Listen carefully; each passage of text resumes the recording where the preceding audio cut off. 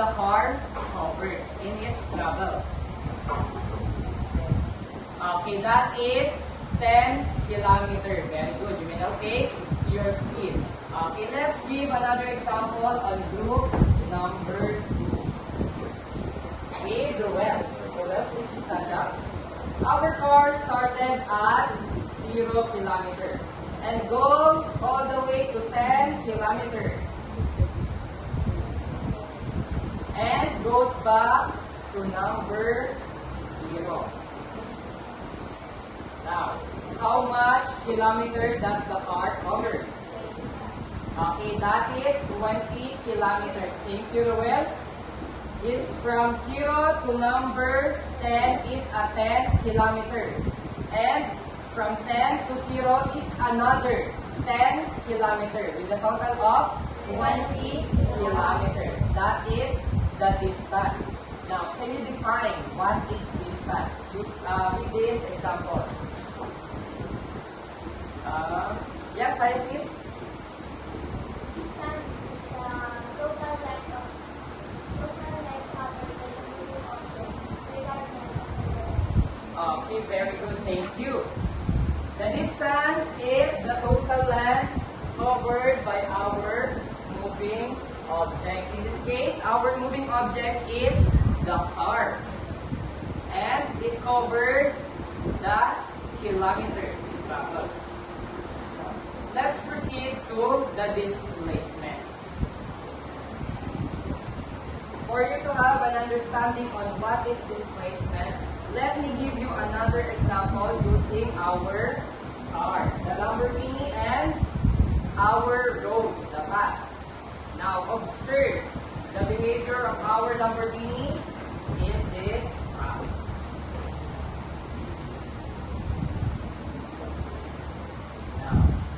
Does the car follow the path, class? No, sir. It did not. It goes from our initial point, the starting point, directly to our final point in a straight line. That is what we call the displacement class. This is the shortcut. In your turn, this is the shortcut. Now, let me give you another example. From group number 3. Group number 3 with Joshua. Joshua, please stand up. You're in front. Our car started at 0 and goes all the way up. All the way up to number 10. How far is the initial position from our final position? That will be our question when we are dealing with displacement. How far is the initial position to the final position? Now, how far is that? Okay, that is 10 kilometers away to the, what will be our direction? To the north. Very good. How about in group number 4? Let's have a volunteer to our group number 4, Carolina. Please stand up. Kiara. I'm so sorry. Kiara? Kiara. Our car started at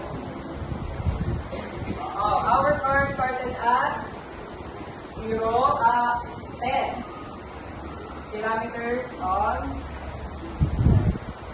top and goes all the way down to number 0 and goes all the way to number 10 at the right and goes all the way again to number 0. Now, our initial position is at 10 sa taas.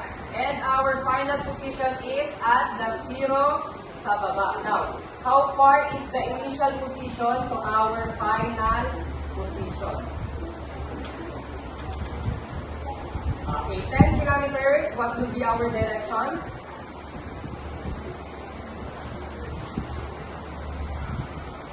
Okay, we have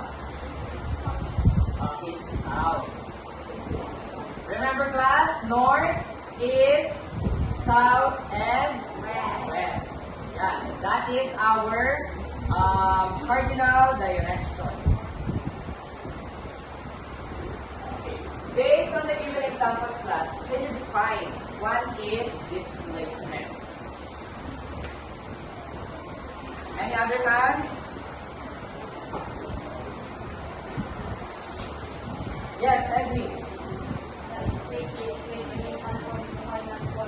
Okay, very good. This is the space between the initial point to our final point.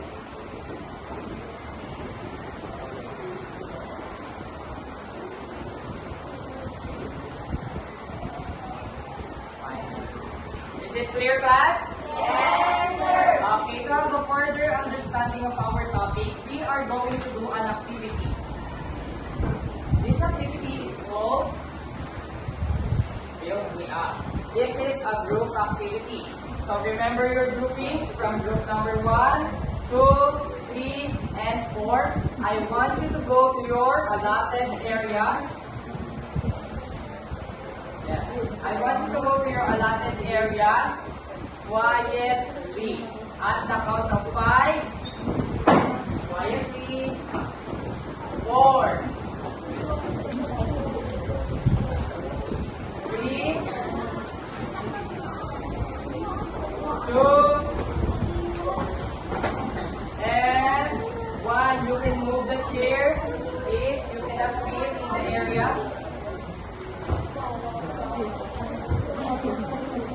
Okay, before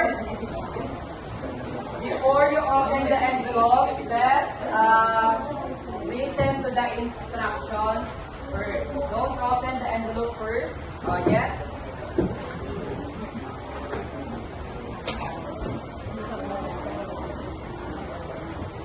Okay,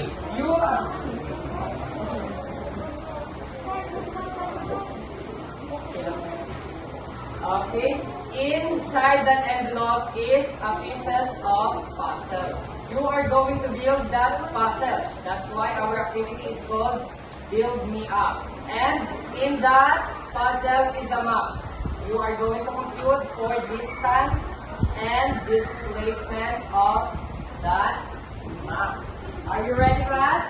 Yes, And I will ask each group to have 2 representatives who will going to present their work. Is it clear, class? Is it clear, class? Yes, Okay, very good. You may now start the puzzle.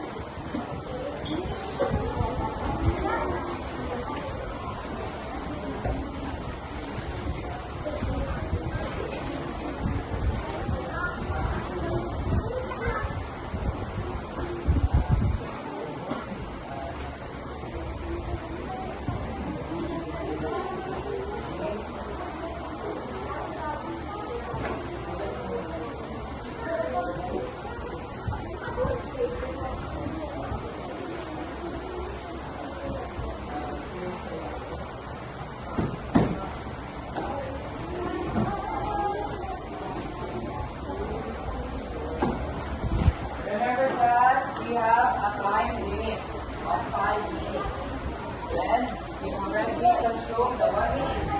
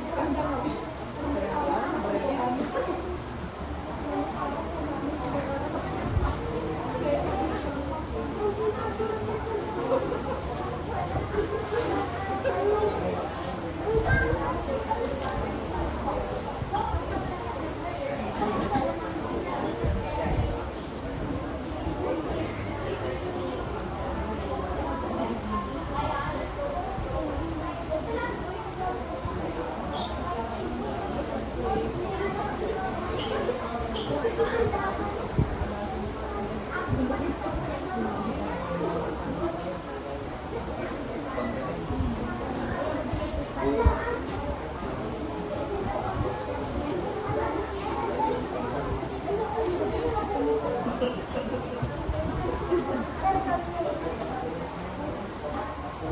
the board. Post it in the board. Or in our board.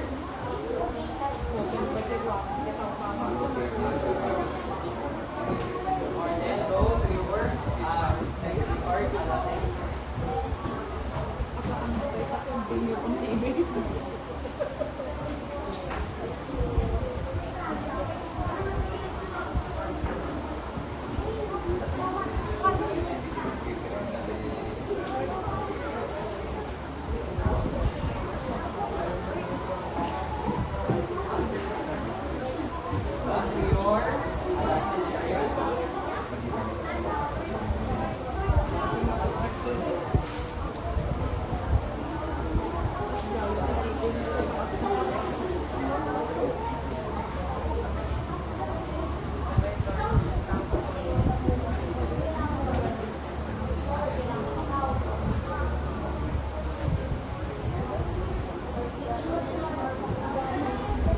Okay, we still have 1 minute to our time.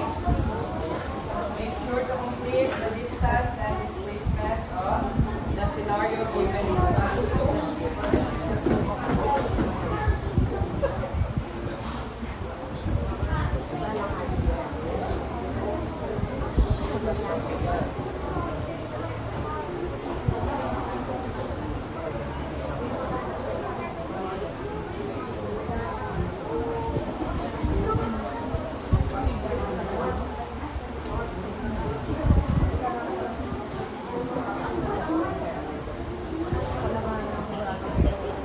Okay, for group number 3.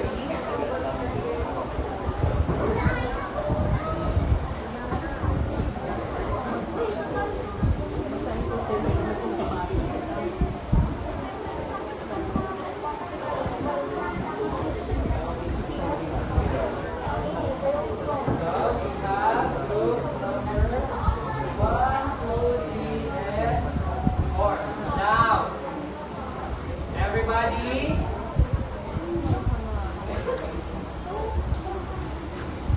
Everybody. Okay, next. Now I want you to go to your proper seat quietly at the count of 1, 2, 3, 4, and 5. Now, may I have the group of Dane to sa kanilang presenter? Ruel. Ruel will be presenting their work. Ruel and Dane.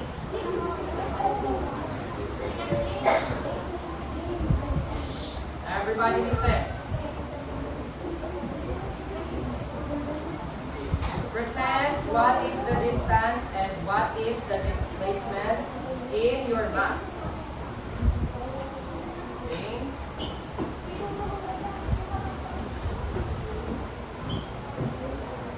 Present what is the distance and what is the displacement in this map.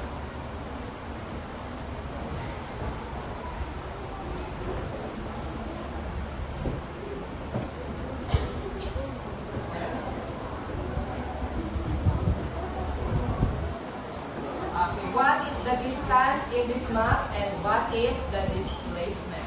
The distance of this map is 85 meters, and the displacement is 45 meters going to the south. Going to the south. Okay, it should be from here. Our puzzle is inverted, so it should be going to the south. That is the correct answer, class. Let's give them an Amapola clap. 1, 2, 3, go. A-M-A-P-O-L-A, Amapola. Good job. A-M-A-P-O-L-A, Amapola. Good job. Okay, you may now take your seat for group number 2. Group number 2, who is group number 2?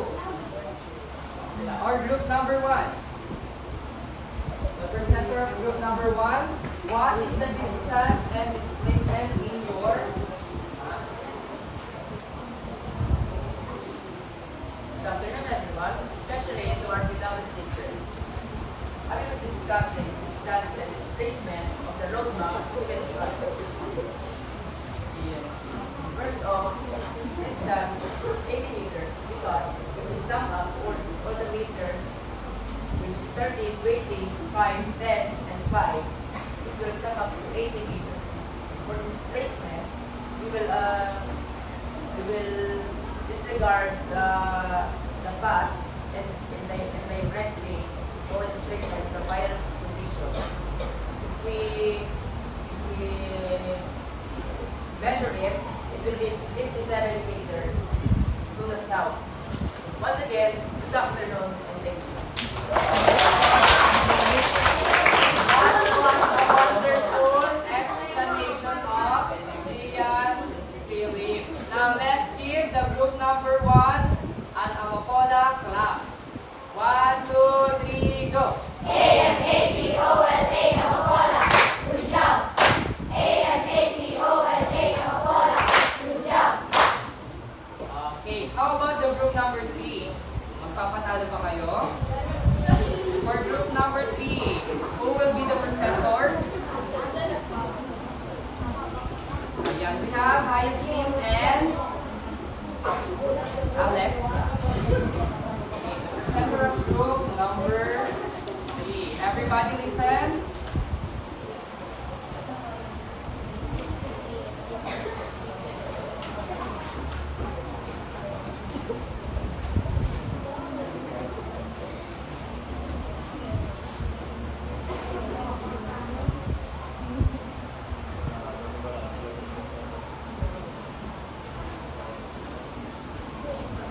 Okay, are you ready, class, to listen? Yes, sir. Good afternoon, everyone. So we're going to present our output in science. Our total distance covered by the moving object is 75 meters, and our displacement is. So our displacement is 24 meters to the southwest. As the Gian Philip said, we can disregard the path that we are going through from the initial point to the final point. So in a shorter term, we can disregard that and we can shortcut some path to make it shorter path. And so the displacement is 24 meters going to the southwest. Okay, very good. That is a wonderful explanation by our group number 3, especially Hyacinth and Alexa. Let's give them an Amapola clap. 1, 2, 3, go! A-M-A-P-O-L-A, Amapola. Good job. A-M-A-P-O-L-A, Amapola. Good job. Okay, how about the group number 4? Where are the group number 4? Ayan, that's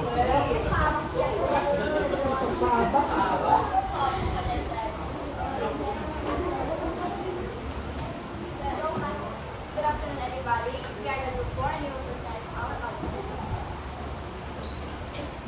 In this map, the distance covered by the moving object is 30 meters regardless of the direction, while the displacement is 15 meters going to northeast.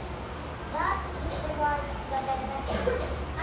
That disregards the direction which is northeast.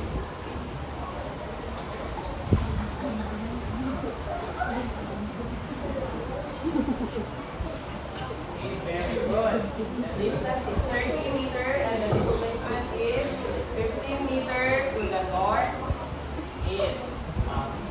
Very good. Group number 4, let's give them an Amapola clap. 1, 2, 3, go! A-M-A-P-O-L-A, Amapola. Good job. A-M-A-P-O-L-A, Amapola. Good job. Okay, class, I have a question for you. Why do you think we need to study this distance and displacement? What do you think is the application of distance and displacement in real life? or what instances where we can observe distance and displacement. For example, I will give an example in your transportation. For example, you are taking a tricycle from your home going to our school. The fare you are paying to that tricycle driver have an equivalent length of how far is the distance you are going to travel. Kapag mas malayo, mas mahal ang ating pamasahe. Kapag mas malapit, mas mura ang ating pamasahe. Now, can you give me another example or instances where we can observe the distance and displacement or the importance of distance in displacement?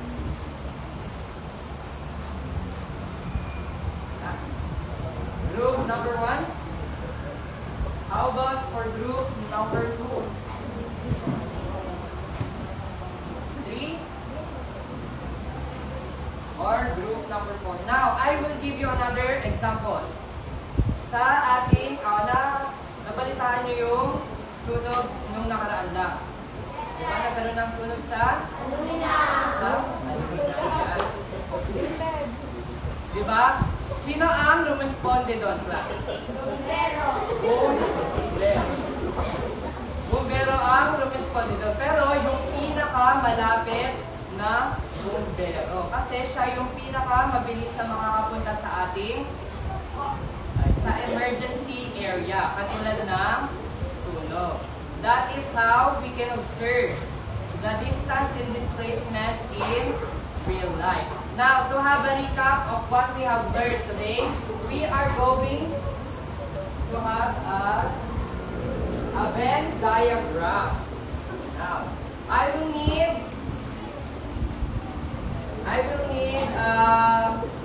a volunteer for our Venn diagram. You are just going to put our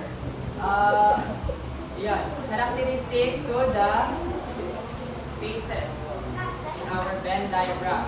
Now, may I have B number 1? Who is B number 1? Gary? Now, for no direction, does it belong to our distance or to our displacement? Okay, that is correct. It belongs to our distance. How about the scalar? Does it belong to our distance or our displacement, class? Yes, nothing yet.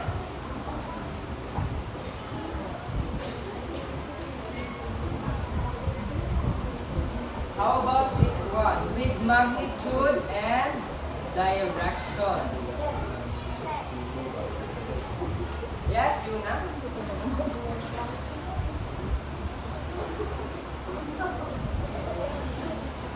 Good. Now, it belongs to the displacement in our Venn diagram. How about the vectors? Yeah. Vector. Is it in the displacement or in the middle?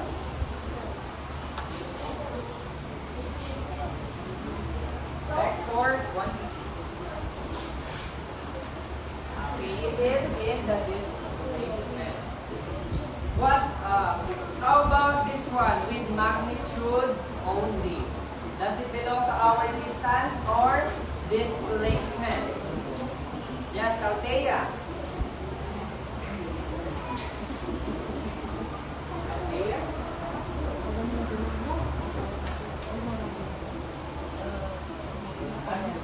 It belongs to our distance. How about this one, class? With magnitude, Edwin? Does it belong to our distance or to our displacement? Or both? Okay. Where does it belong? Okay, to both. They have both magnitude. Distance and displacement have both magnitude. Now, are you ready for a quiz? Yes, sir. Okay, this will be an easy quiz class because you already learned our distance and displacement.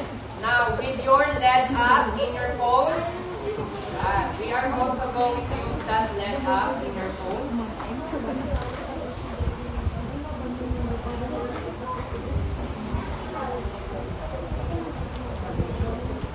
Okay, are you ready, class? Yes, sir. Okay, to evaluate if you really understand our lesson for today, we are going to have a short quiz. Okay, the direction for this quiz is write the capital letter of the correct answer on the screen of your phone using the LED app. Okay. We are going to start in 3, 2, and 1.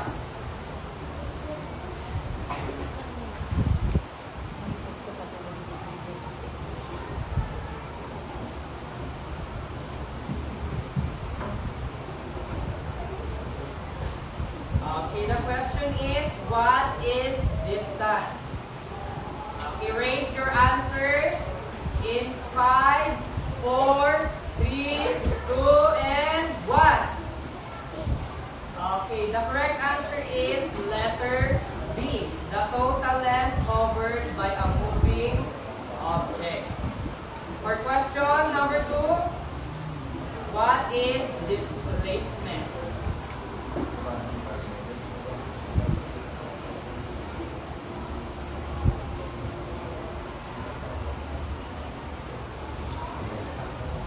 Time's up. Okay, raise your answers in 3, 2, and 1. The correct answer is letter D. Very good, class. The shortest distance between the starting and end points. How about the question number 3? In what scenario would your displacement be equal to 1 kilometer?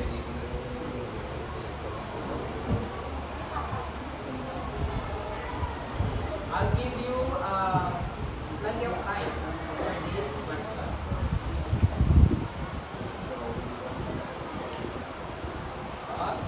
No discussion with your seatmates.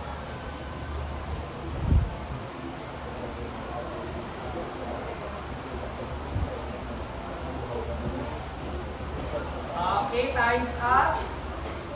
Raise your answer in 3, 2, and 1. Go. Okay, the correct answer is letter D. Very good. Question number 4.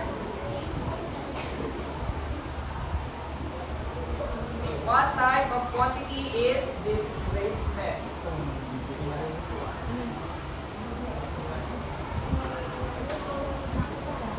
What type of quantity is displacement? Is it a scalar quantity or a vector quantity? Okay, time's up. In 3, 2, and 1, go! Okay, the correct answer is letter B. Very good. For the last question, question number 5. What type of quantity is distance?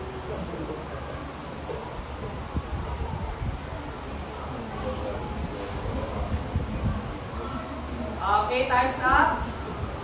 Raise your answers in 3. Wala pa. In 3, 2, and 1, go! Okay, the correct answer is letter A. Scalar quantity.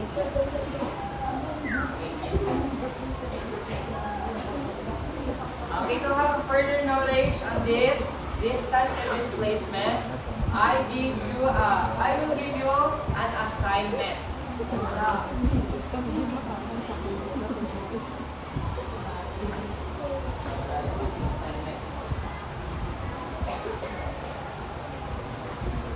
Okay, I will be sending a QR code to our GC class. You are just going to scan that QR code and it will direct you to our assignment. Is it clear, class? Yes, sir. Okay. May I ask everybody to stand up? Okay. Rule number 3. Rule number 3.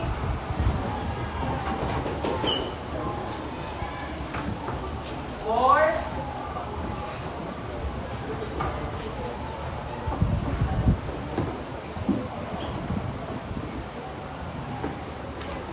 and goodbye, class. Goodbye and thank you, teachers. Please be seated. Congratulations, Mr. Jericho, and as well as Sir Gerald for having the final demonstration teaching. Let's give sirs the Amapola clap. Oo, kasi nagustuhan namin. Amapola clap na. 3, 2, 1.